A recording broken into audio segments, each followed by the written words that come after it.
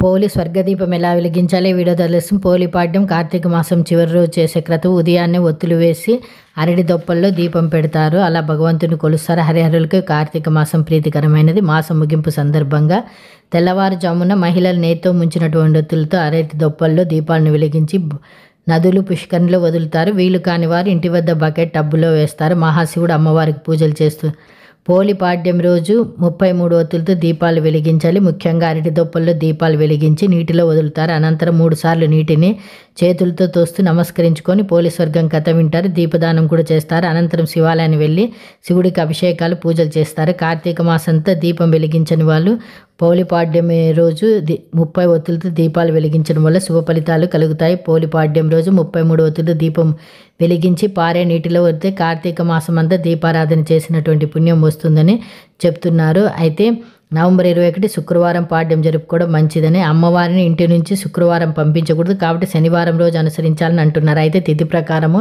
November 21 తేదీనే జరుపుకోవాల్సి ఉంటుంది. తెలుగువారు ఇటు పోలిని అటు దీపాన్ని కూడా మహాలక్ష్మి